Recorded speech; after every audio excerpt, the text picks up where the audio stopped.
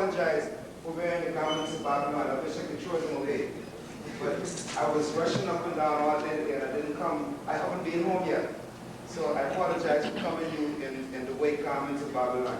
But I wake in Babylon, and this is what I wear when I wake in Babylon. So I apologize to the item for this still. Tonight, I've heard some very inspirational words.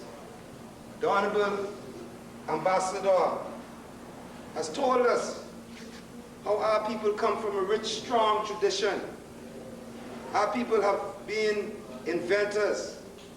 We have created things that have been stolen from us. A few years ago, I was in England, and there was a brother who was the chief minister for the Honorable Malcolm X, Al-Hajj Malik Shabazz. And he was speaking in Leicester about how the religion and the doctrines of Africa have traveled around the world. Christianity and all the stories of Christianity come out of Africa. The story of Moses predates Moses by thousands of years, from the days of Kemet. The story of Christ predates Christ by thousands of years. These things have been there. The Kaaba stone in Mecca that the Muslims walk around come from Egypt. That word Kaaba, Ka and Ba. See, these are things that has been beaten out of us. And it's important that we come back to know where our strength comes from. Because in knowledge of our past, that is our redemption. Because we forgot our past, that's why we are where we are today. And what we need to do is walk past the tracks of history. Go to Fort Charlotte, because those dungeons are our slaves. We need to go to Ghana, along the Gold Coast of Africa, because there are dungeons throughout the coast where our ancestors were held down until they were boarded on a ship, and they were put in the holds of that ship. And many more people died in that middle passage than reach here. The statistics are false, what they give us today. Some people talk about 2 to 20 million slaves that died during this period. That's a lie. Over 200 million African souls were lost in the Middle Passage. And the reason why you have so many sharks in the Atlantic Ocean is because they fed the sharks. Every time a dead body was on the ship, they threw it overboard. So there was a shark following that boat from it left Africa till it reached the Caribbean. There were never the lack of sharks there. So this is our history.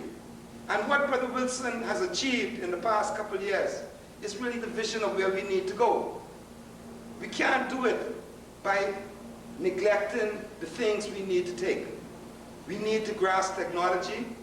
We need to grasp computers. Because Honorable Marcus Mosiah Garvey told us this. He said at the beginning of this century that we as a people don't grasp the tools of technology. If we don't become into the modern world and get our own banks, get our own insurance companies, we will disappear from the face of the world by the 21st century. My brethren and sisters, this is the 21st century. Where are our banks? Where are our insurance companies? Praise God, we have an information technology company. We can use computers, but we need banks. We need shipping lines. We can't be afraid to do these things. We can't be, you know, like I'm glad the brethren talked about peanuts. The man who made peanuts a commercial commodity was a black man. The man who invented peanut butter was a black man. George Washington Carver. Yet today, where are the black peanut butter companies? How many black people make peanut butter? We eat a lot of peanut butter, but we don't produce it.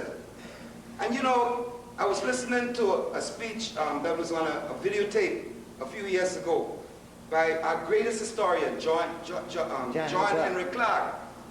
And he said, you know, the real difference between Martin Luther King and Mahatma Gandhi, they both talked about peaceful, nonviolent advancement of their people. But the one difference between them was Gandhi took off his shirt, he took off his pants down to his joint, put a loincloth on himself, and he said, I'm not going to wear another piece of clothes until it's made by my people. The cloth is made in my country. I'm not wearing no European clothes. And he said, you know, if Martin Luther King had done the same thing, it wouldn't be long for him to have the finest suit, because we have the best tailors in the world. he would have wear the finest garments. We have more of our people making cars than any other people in the world, yet we have no car companies.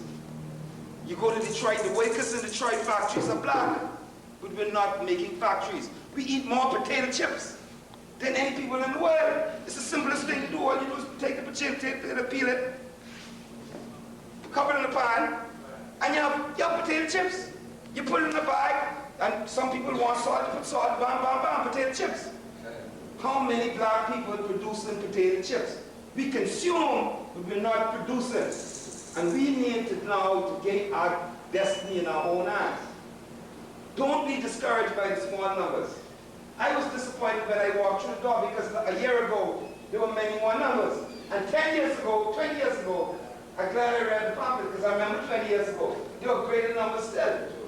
We have fallen in numbers, but the fact that we can come here today and stand together shoulder to shoulder gives us strength. Because whenever brethren and sisters come together in unity, there is strength. And the fact that we are here tonight is strength. Each one is a teacher to the other. You be my teacher, I'll be your teacher. Each one is a brother to the other. You be my brother, I'll be your brother. If when you are down, I will lift you up. And when I am down, you will lift me up. None of us ever will be down. If each one of us in this room, as small as this congregation is tonight, if each one of us were to take $10 a week and do that every week, we could own industries. We could own potato chip factories. We could make peanut butter. We could make things and export it around the world. But you see, it's all a state of mind. As long as we are prepared to be slaves, we will be slaves. There's nobody keeping us in bondage. There's nobody making us suffer. We're making ourselves suffer. We are keeping ourselves in bondage. My brothers and sisters, I know I'm going on, and I always tend to do this, because I come here for different functions there. But the words of inspiration tonight really were strong. And I thank the brethren for that. I give much thanks. Because Ghana, you know, it's a significant thing that this brother has come here from Ghana. Because Ghana is the only country in the world that has taken this symbol, this 5-point star, this black star, and made it something of dignity, something of respect. They made it a national symbol. So today when you go into Accra, you go into that square, you see that beautiful black star shining there. That's a vision for us here. So I give thanks for Ghana. I give thanks for the Ashanti people, because the Ashanti people, they didn't bow down to slavery. The Ashantis, they taught us how to fight imperialism. When the British went to Ghana, they didn't have an easy road. The hardest war they ever fought was the Ashanti Wars. They still talk about it today. They're afraid of the Ashanti. They steal the royal stool, and they wanted to push the people in the ground, to feed them in the ground. But instead of falling on the ground, the Ashanti people stood firm.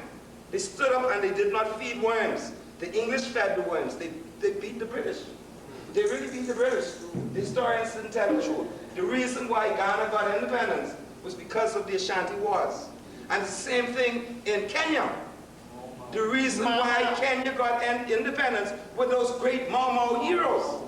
They were heroes. They were revolutionaries. They fought for us. And we need to stand firm in that tradition.